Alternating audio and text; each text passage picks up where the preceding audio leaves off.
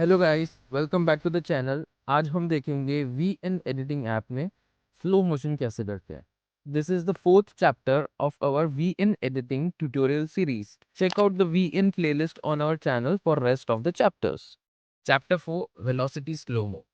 Slow motion या velocity edit, ये भी बहुत वायरल चीज है। क्लिप को सिलेक्ट करो, स्पीड पे जाओ, कर्व टैब चूज करो, कस्टम। ये जो लाइन दिख रही है ये स्पीड दिखाती है। ऊपर मतलब फास्ट,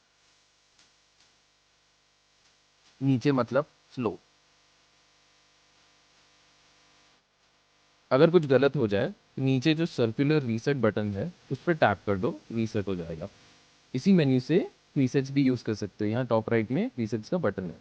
ये जो आप डेली वायरल रील्स में देखते रहोगे, स्लो फास्ट स्लो इफेक्ट होता है, वो ऑलरेडी प्रीसेट में मिल जाएगा।